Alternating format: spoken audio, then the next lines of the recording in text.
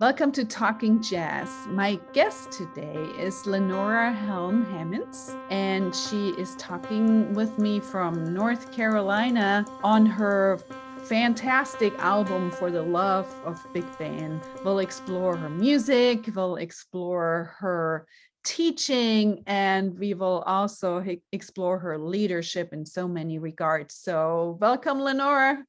Thank you, Monica. It's so good to be here. It's good to have you. And, I think it would be good just to start out, give us a glimpse on where you're from, what you're doing. Give us a synopsis. I grew up in Chicago, south side of Chicago, the same area, the same part of the country where Michelle Obama is from. And I spent most of my young life in some form of performing music and involved in music. My first instrument was actually trumpet when I was in a, elementary school band. And middle school, I, sang in choirs and etc.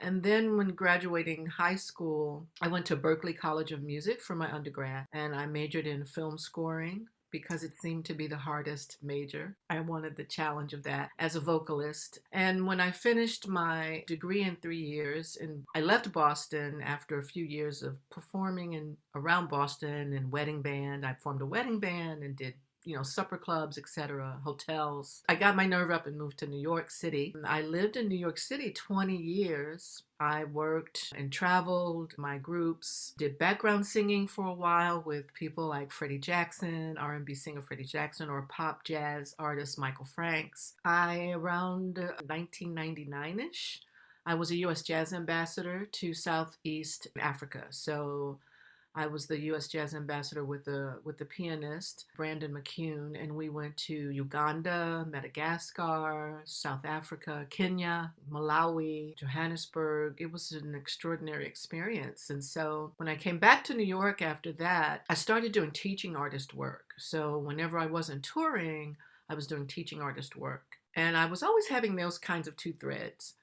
And eventually, my teaching artist performing work brought me to North Carolina, and I did a concert at North Carolina Central University. And the jazz studies director there, Dr. Ira Wiggins, came to my concert. And afterwards, when I finished my tour, I was back in New York. He called me in New York and asked me if I'd be interested to come to North Carolina Central University's Jazz Studies program to help them build the vocal jazz component. And at first I turned it down because I was like, I'm not leaving New York. But eventually I came to my senses and took the gig, starting as an adjunct, actually, just teaching a couple of vocal students and directing their vocal jazz ensemble. I guess 16 years later now, I'm still in that department and full associate professor, tenured professor, expanded role, but in the jazz studies program still. That's a great story, and thanks for sharing this, and congratulations to all those achievements. That's a big deal,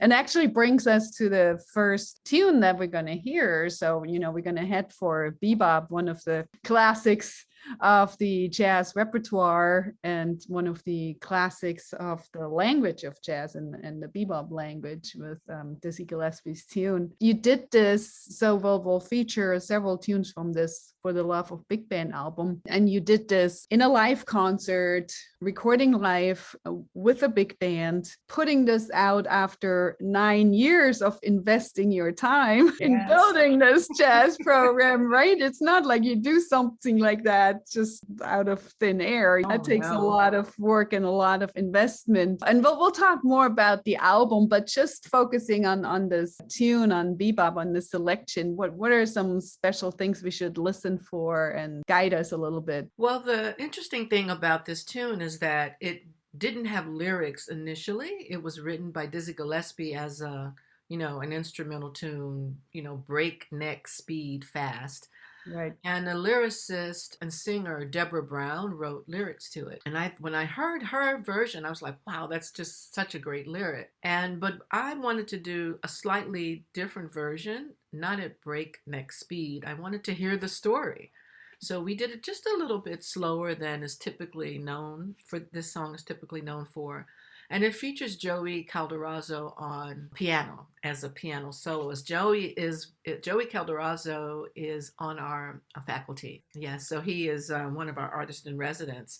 And the arrangement is by Cecil Bridgewater, trumpeter Cecil Bridgewater, who does just beautiful arrangements. He has a knack for capturing and encapsulating a vocalist with a beautiful, lush sound, or you just feel like you can play. And so this was one of those kinds of arrangements. Well, maybe that's the influence of having been married to one, Judy Bridgewater. I'm sure she had some input in that. Well, let's have a listen. So here is Bebop, an arrangement by Cecil Bridgewater, as performed on the For the Love of Big Band album by my guest today, Lenora Hammonds. And this was published in 2020, March 2020.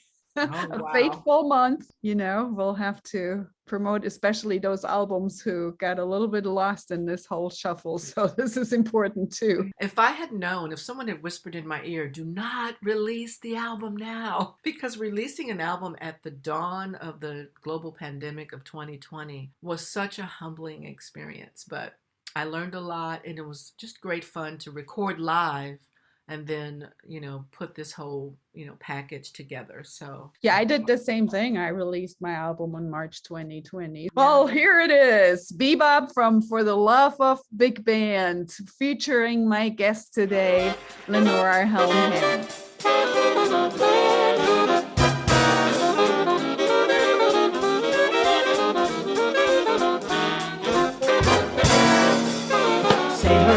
It's the new change, the blues playing bebop.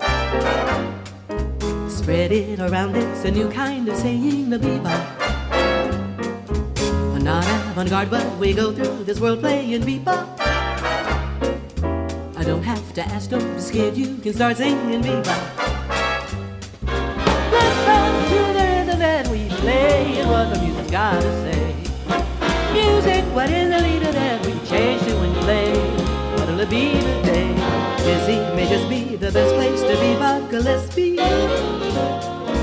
Bird is the word, don't forget when you're playing bebop.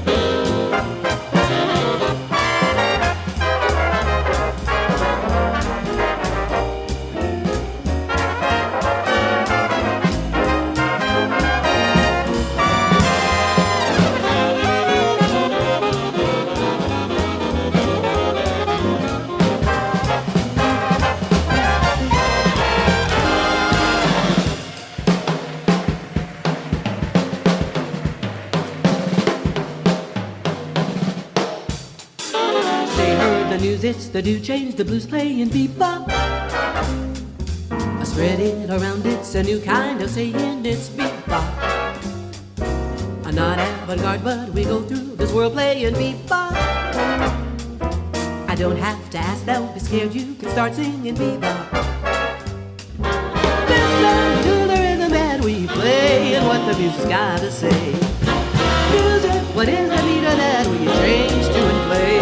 What'll it be today? Dizzy may just be the best place to be vocalist be. A bird is the word, don't forget what you heard playing bebop.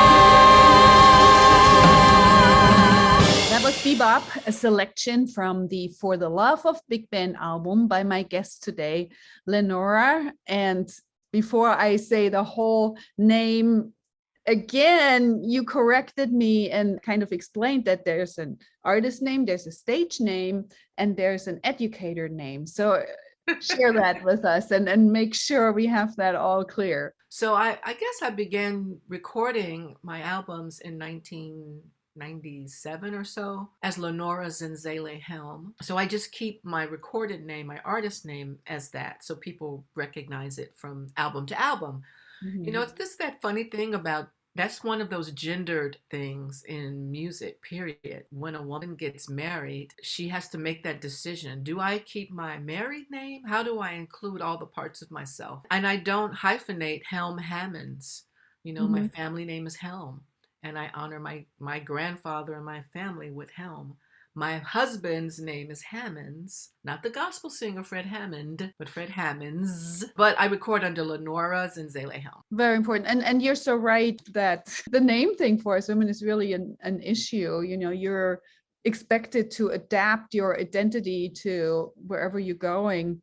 I actually made the decision to keep my name, so I never changed it. And my kids ended up getting my last name and not my husband's because nobody could pronounce my husband's last name. But it's not common, and we're often questioned about that. And that actually leads me to the question I want to ask you when we head to the next selection.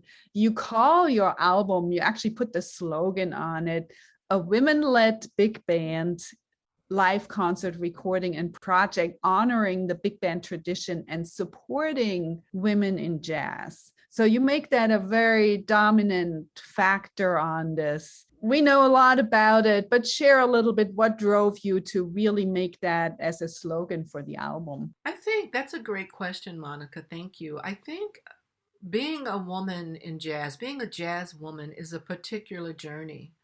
We have to make decisions on every aspect of what we're doing, from what name do we use, to what kinds of music we choose to perform, and what kinds of conversations we have with our colleagues and our students about your journey as a woman. You can't undo that part of you. You can't fracture who you are. So when you walk into a setting, whether it's on the bandstand or in a rehearsal room or in a classroom, you are a woman who is a jazz musician. When I kept coming to an awareness of situations where I would be the only woman in the room. I kept coming into situations, whether it was at the educator, administrator, leadership level, where there weren't any women making decisions about how the music happens, what kind of music we would cover and perform. Or if you were a woman, you were kind of ghettoized into, oh, we'll have a woman's day and all the women will get together on the stage. I spent 5 years as the president of International Women in Jazz, a nonprofit organization in New York. And I learned so much about what women instrumentalists in jazz go through that I wasn't keen to, because as a singer, you have your own set of stigma and things and genderized things that you have to deal with. So it's a complex conversation, and it's a very nuanced conversation in some ways, but in other ways, you have to make a decision. Am I going to make this an issue and talk about it, or am I going to try to blend in and not make a fuss? I'm not the kind of woman who doesn't make a fuss. I said, if I'm going to do a big band, I want to make sure that it's not 25 men on the stage with me. The thought of that made me cringe. And when you have many voices at the table, when you have diverse perspectives making the music, and diverse set of composers, a diverse set of arrangers, at every level of the process, from behind the scenes, in engineering and production and post-production, on the bandstand, I wanted a woman in every section, in the saxophone section, in the trombones, in the brass section, in the rhythm section. It was a very intentional decision. When I started to ask the men for suggestions of, hey, do you know a sax player? And they'd say, I purposely wouldn't say a woman. I said, do you know a sax player? Can you recommend somebody? And they would list men.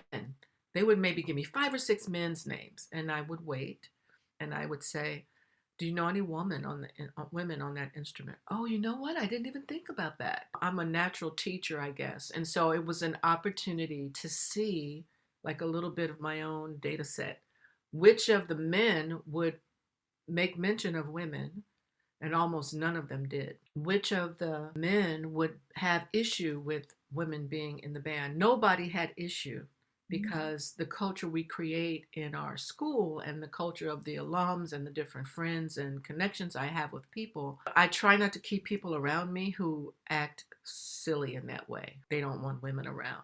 So it was very, very intentional to be provocateur about women, jazz women, including jazz women, the necessity of having jazz women on the bandstand. That's a really interesting story, and tells a lot how unintentional it often is to not have the place at the table. It's just habits that we have to break. Like, when you put the group together and everybody has their specific network that they recommend immediately, to say, well, let's make a push to step outside, and what a little step it seems, and what a big difference it makes. We interviewed the women together after the concert. I have not yet edited that together and done something with it, but we had a profound conversation. I'm glad more of this kind of a conversation is continuing. I cannot wait until your book comes out and we can talk about this on a larger plane, because it's a really crucial conversation. If we don't increase these kinds of conversations for the next couple of decades, we'll have the same thing. Well, that's the thing. I mean, the topic has come up in the 30s or 40s, was the big article in Downbeat when Viola, the drummer that actually recently passed away, and she had that quote that she could hang at every jam session, and there was this upheaval from listeners and readers saying, "That can't be, there's no way." And, this is when the topic started to be first discussed. And the sad fact is that 70 years later, we keep discussing, but we see so little change. So this is such a great example of you taking action, intentional action, to start pushing that change. So I'm curious about the conversations. I can't wait to hear what they had to say. I am too. I mean, and it's been a couple of years since that moment. And it was right after the concert. So it was like, I was still like doe-eyed about like, what just happened? So when I go back and hear it, I'm really looking forward to discovering new things. And I still interact and work with all of those women. We have some things coming up and a recording coming up. So it's a lot to keep cultivating. So we're going to listen to this arrangement of I Didn't Know About You. And it's kind of interesting using more cabaret style approach to get started. So scaling down the big band to intimacy, and you have the verse in there. So tell us a little bit about the arrangement and what we should listen for. I really love this arrangement. I first heard this song from Ella Fitzgerald. So few recordings now where you hear the verse of a song. Exactly. We know that a lot of the repertoire, the Tin Pan Alley songs, the songs from the shows, the Broadway shows, there was always this story and this And the verse would be kind of the recitative, the jazz version of recitative that comes from the dialogue in the play to, oh, we're going to kind of sing a little bit about the story that we're going to be told in the song, and the song starts. I've always loved that element. So it was important to me to include that, not just start at the head of the song, at the A section. Here's an arrangement by Brian Horton, one of my colleagues at NCCU, saxophonist. And it's just really a very sparse at the beginning with just piano and vocal. And then the group comes in, the big band comes in. And I've always liked that element too when I think about Nelson Riddle's kinds of arrangements, those old arrangements where, you just feel like, oh, it's just the voice and piano, and then the whole orchestra comes in. So I like the drama of that. And I'm a little old-fashioned in that way. I know writers these days are doing things that are really hip, and they're going for a certain thing. And I love a certain amount of tradition. It's very much the kind of a ballad that was meant to be romantic. It's a story that the lyrics of this story are very funny because I've sung this song for a long time, and I got married in 2011, and I had been singing the song well before then. It was in singing the song after I got married that I really understood the lyric. Yeah, it was an epiphany, a little bit of an epiphany, like, oh, that's what that means. So it's Ed Palantonio on piano. Okay. He's a New York-based. He's from New York, but he was on our faculty at the time. And then one of my colleagues from college, from my undergrad, James Saxmo Gates, is on doing the saxophone solo on here, as well as Ed Palantonio on the piano solo. Yeah, we have Baron Timus on guitar, Janae Kuhn on acoustic bass, and Thomas Taylor on drums. Cool. Well, let's have a listen. So this is I Didn't Know About You from the album For the Love of Big Band by Lenora Zenzalai Helm. I got it. So here we go. I Didn't Know About You. I'll get it right by the All right, cool. And then we'll go.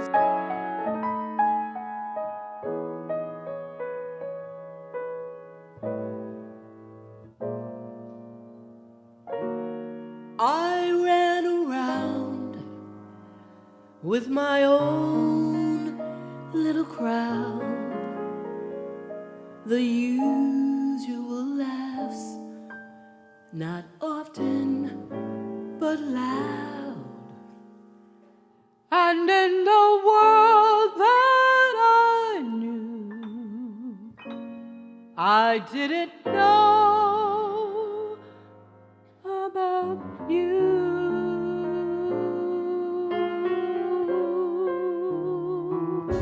Chasing after the rain on a merry-go-round, just having my fun where it could be found. How could I know about love? I didn't know about you.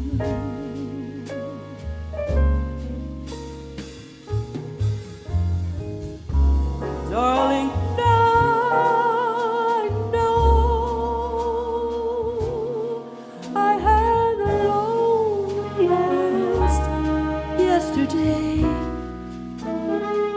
Every day in your arms, I know for once in my life I'm living.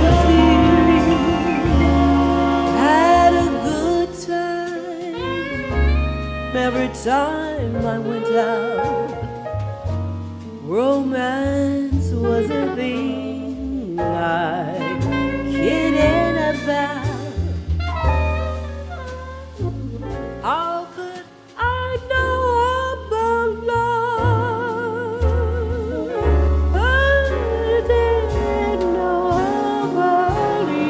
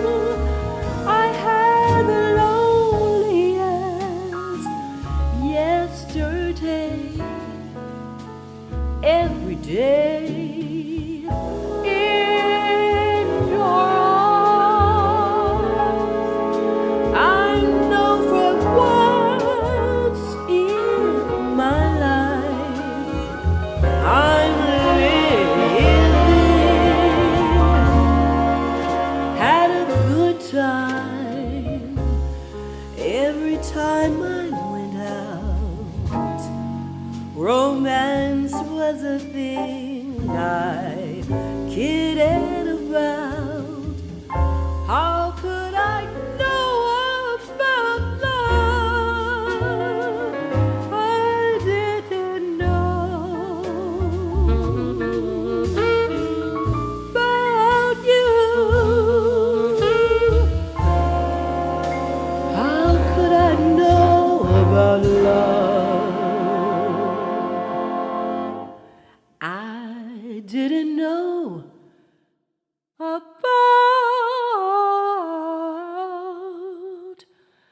you.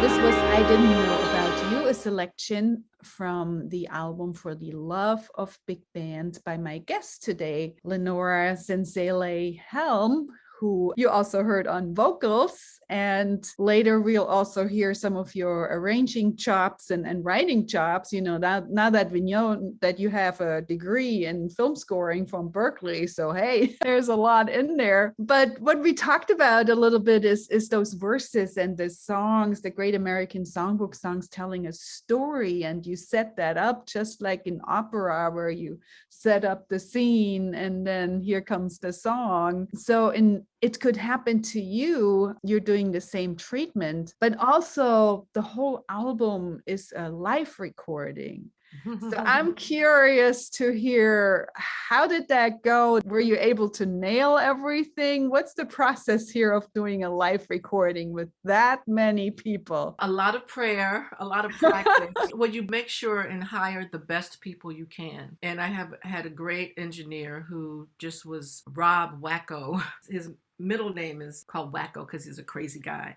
But I had Branford Marsalis as engineer, and he is a stickler for just beautiful sound. So the sound in the auditorium when we were recording during the concert was so crisp that you could hear and feel everything really well. And so of course we had to go and edit out, too much coughing. We would stop in between songs and stop and start. We didn't just, hey, now we're recording, go, and just have to stick with whatever. We told the audience, you're coming to a live recording, stop and start. If you've ever been to any of the award shows, like I once was a guest at the Grammy Awards, I'll never do that again unless I'm nominated, because you have to be there like really early, like 3 p.m, and you're there until like 1 a.m. But you have to be there, and they stop and start. And when they stop, you may be able to go to the bathroom, but then it's just a lot. So you have to tell the audience, this is a live recording. It's not just a straight through. We're going to stop and start. And then so they get used to that. And then we say, don't let your phone ring because it's going to be on my record and I'm going to be mad at you, that kind of thing. So we made it fun. And so the people who were there, it was a crowd-funded record. So the people who were there because they paid at the special tier to be part of that process. So I really feel like I made the record not with 25 people, but with like 120 people, because they were part of the energy in the room. And so if we did a take that we didn't like, we didn't include that. We did another take and included that. But we tried to keep it as organic as possible. It is a little bit of a risk as an artist, but I'm long past, I've been in the business for 40 years plus. I'm long past the place where I care about the kind of judgment, where I worry about that. I worry about having a good experience for myself and the listener and the performers. That's really good points and great insights into how this works. We always see the Grammy Awards on TV and we go, oh, how cool, what a great show. And then in reality, don't do it. And you pay big bucks to get there too. Luckily I was a guest, so I didn't have to do that, of a record label. But I would never pay like the gazillion dollars that you have to pay, and you get all dressed up in this beautiful gown and you don't want to move, but you have to go to the bathroom and you have to sit there totally quiet, and then they have these breaks in between. It's like our situation wasn't that bad, and we were in this beautiful church in downtown in Durham, in a restored beautiful old church. So the wood sound in the church is just amazing. There were a lot of moments and elements of the experience that it was just unlike being in a cold, hard recording studio. And you're absolutely right. There's a lot to that rather than being separated of playing together. We're going to hear It Could Happen to You from the album. And this is another Cecil Bridgewater arrangement. And it's kind of interesting. It gets a little unusual bossa-ish treatment. So tell us a little bit about things we should listen for on this one. Yeah, Cecil really took a nice treatment of it. He put kind of a nice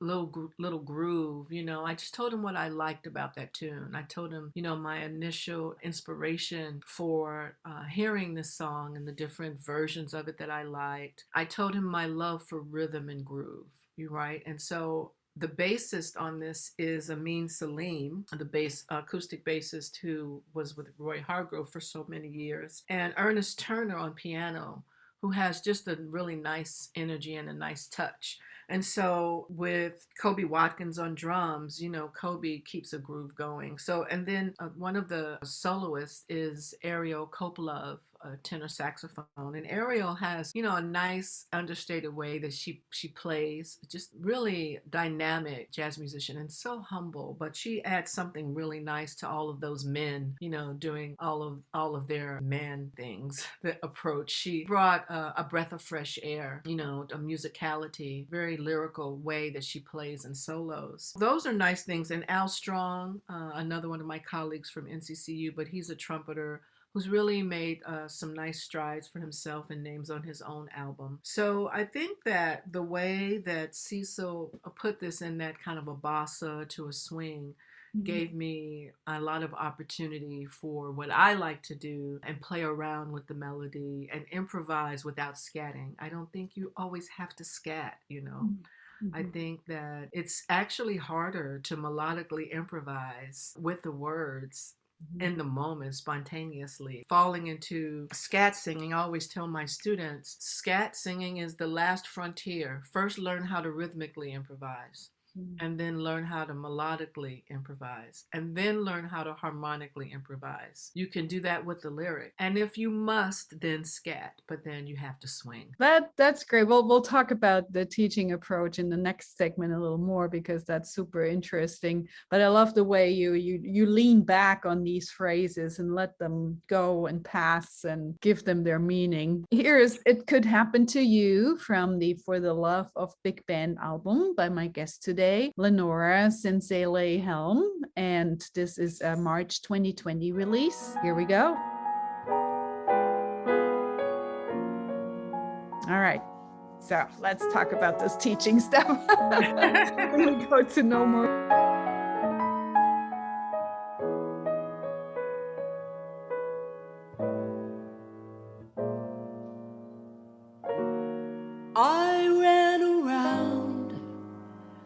With my own little crowd, the usual laughs, not often but loud. And in the world that I knew, I didn't know about you.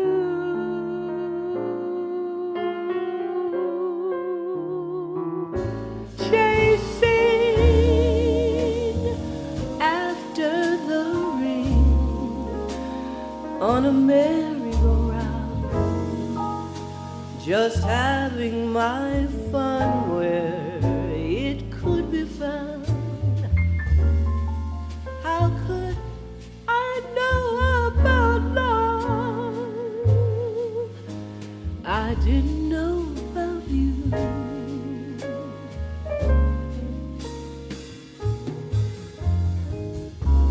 Darling,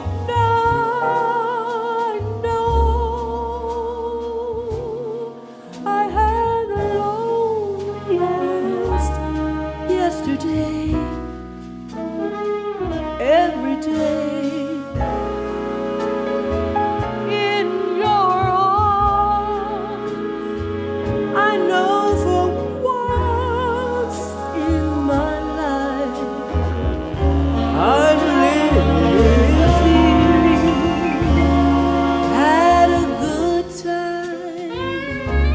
every time I went out. Romance was a thing I kidded about. How could I know about love? I didn't know about you.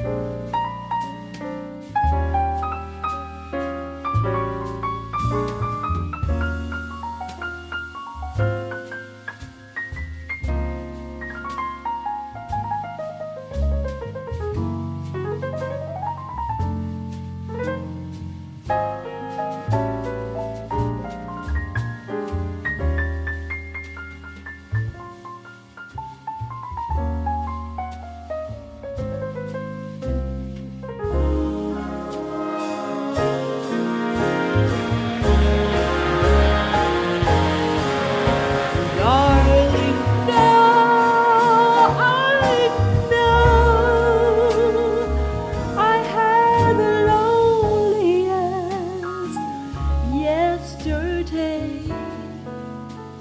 Every day in your arms, I know for once in my life I'm living.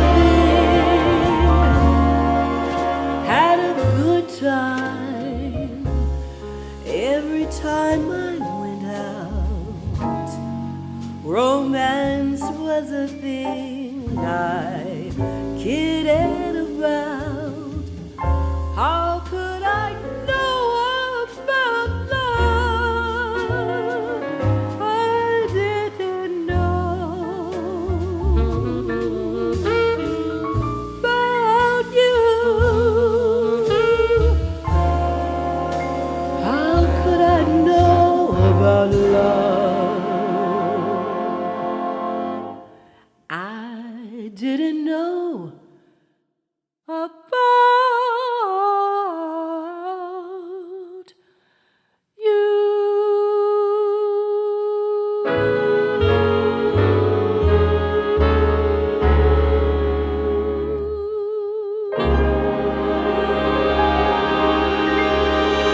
This was It Could Happen to You, an arrangement by Cecil Bridgewater as featured on the For the Love of Big Band album, a 2020 release by my guest today, Lenora Zenzalai Helm, who you also heard on vocals. We talked a lot about your background, coming from Chicago, coming from a performance background, and kind of being recruited into this teaching arena.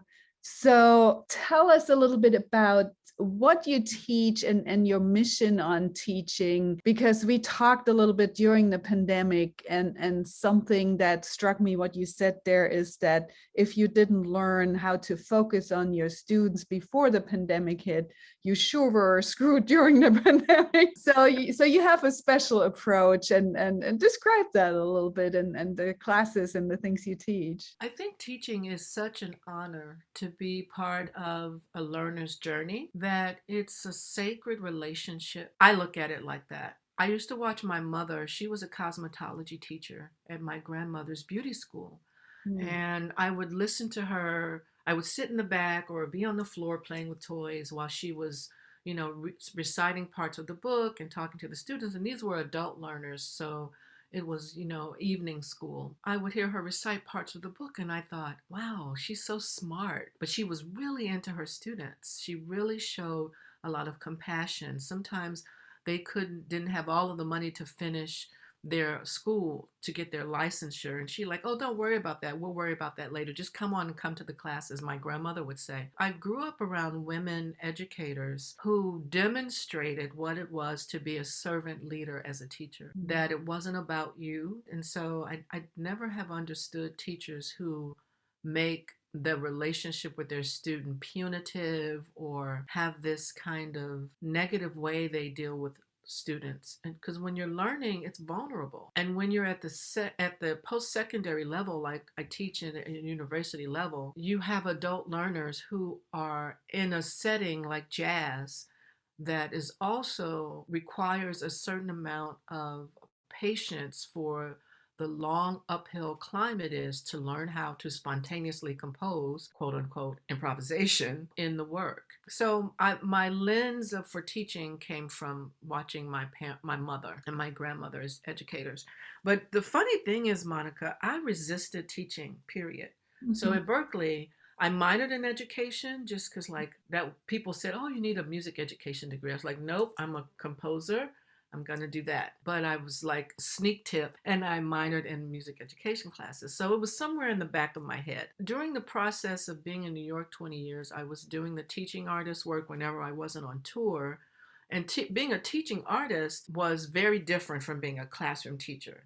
That was another way I kept my nose up in the air because I would look down on being a classroom teacher. But a teaching artist spends 50% of their time practicing their art or their craft, and 50% of their time engaging audiences with their art. So I would do things at senior centers. I would do things at hospitals. You know, I worked in hospital audiences in New York. I worked for young audiences. So I would do K through 12 residencies. But I would come in and, okay, I'd work with all the fifth grade and we'd do jazz classes and they'd come in and say, oh, here's the jazz lady.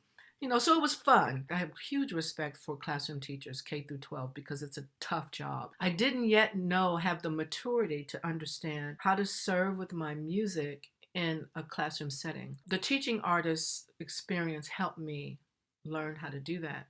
So long story short, I get to NCCU in 2005, joining the jazz studies faculty. At that time, I had, about 20 years of experience touring and performing and recording, but I just had a bachelor's degree. So the chair of the music department said, if you're going to be in this setting, you need your master's degree and your doctorate degree. I was like, I'm not getting that. I don't need that. Because by the time I started teaching at NCCU, I was already in my 40s. But I had been a U.S. Jazz Ambassador, and I had 5 or 6 records, and I had been on the stages with people like Andrew Hill and Stanley Cowell and Ron Carter. I'm like, my nose, I was looking, I don't need I don't need a master's degree. Lo and behold, I did, because what that did for me, learning in a formal way, going to get my master's degree, helped me to bring a certain amount of theory to my practice and helped me to understand the language of an educator.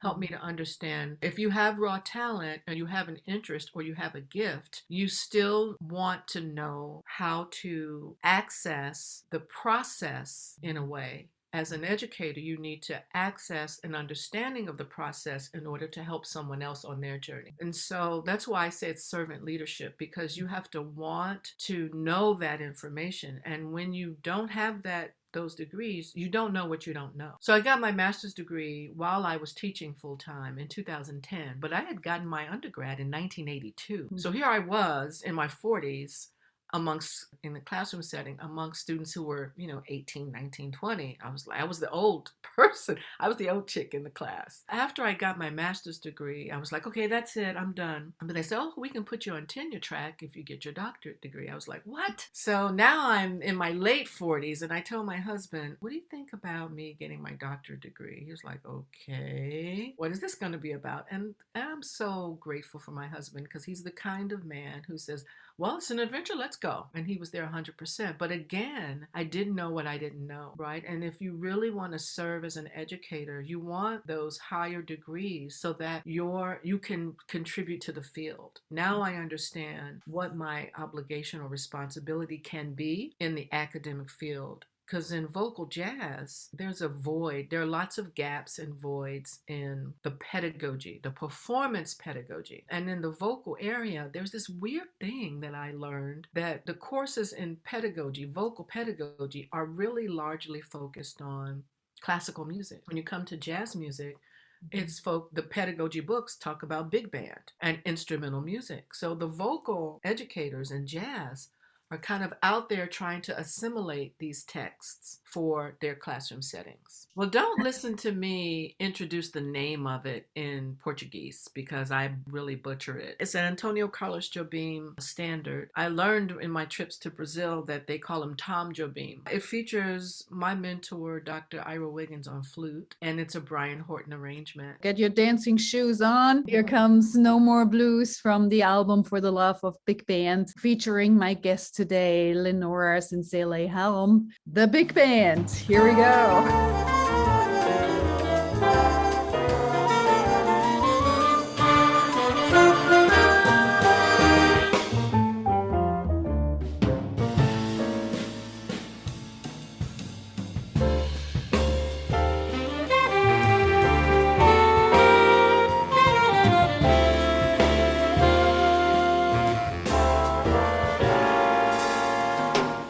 No more blues, I'm going back home.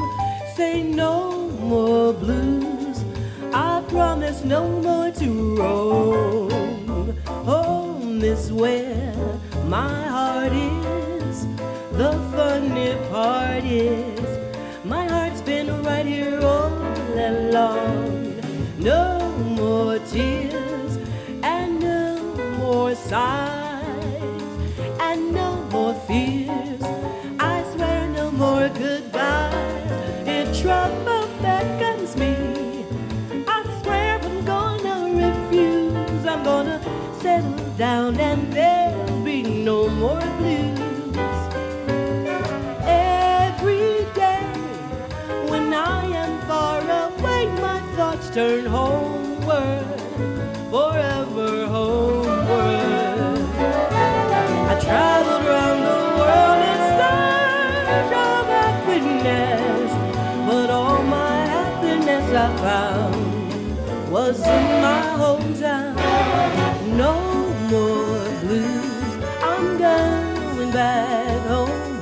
Say no more dues, I'm through with all my wandering. Now I'll settle down and live my life and be your home and be your wife. When we settle down, there'll be no more blues. Nothing but happiness when we settle down. There'll be no more blues.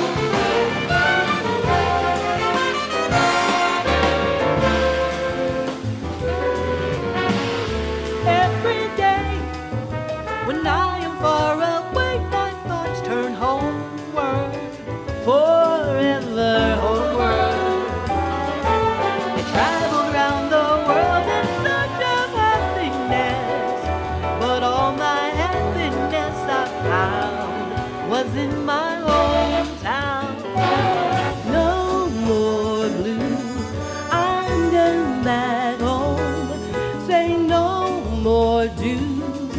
I'm through with all my wandering now. I settle down and live my life and be your home and be your pathway. We settle down.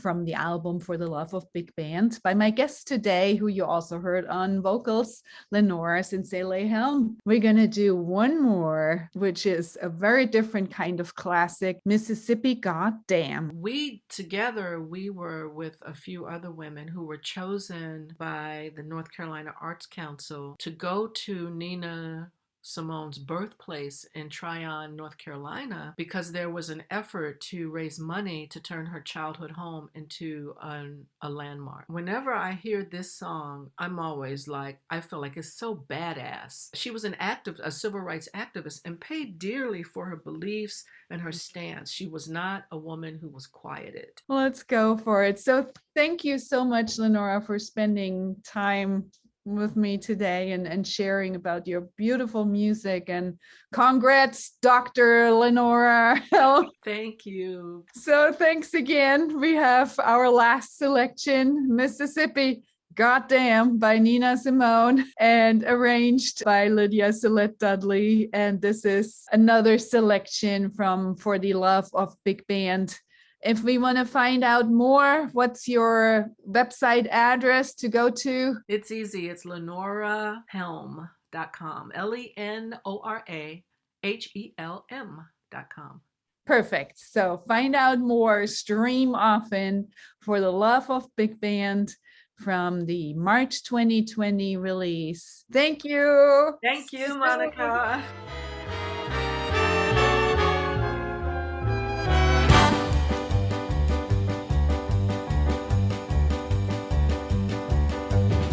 Alabama's got me so upset. Tennessee made me lose my rest. Everybody knows about Mississippi. Alabama's got me so upset. Ferguson made me lose my rest. Everybody knows about Mississippi. Can't you see it? I know you can feel it. It's all in the air. I can't stand the pressure much longer. Somebody say a prayer. Alabama's got me so upset. Sandy Hook made me lose my rest. And everybody knows about Mississippi.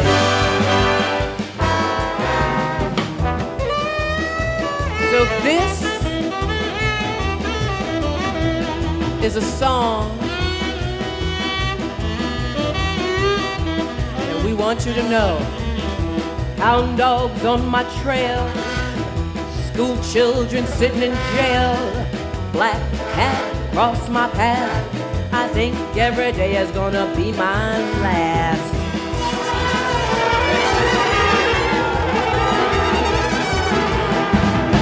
Lord have mercy on this land of mine. We're all gonna get it in due time. But don't belong here, I don't belong there. I've even started believing in prayer.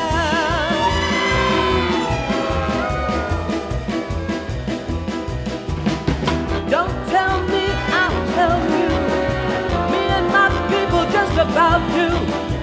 I've been there, so I know. They keep on saying, go slow.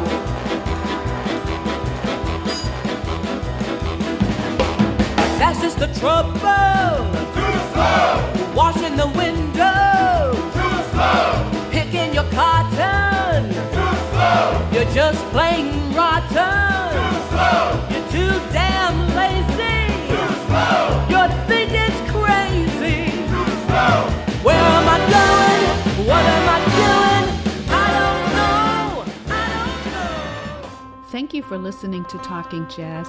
My guest today was vocalist, educator, composer, arranger, Lenora Zenzalai Helm. Tune in for Talking Jazz every Thursday at 11 a.m.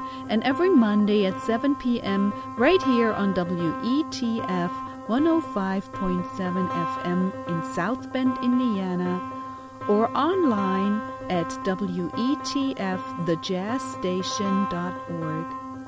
Also find videos of previous shows on YouTube on the Monika Herzig channel. That's MonikaHerzig. Subscribe to get the newest updates. Thank you for listening.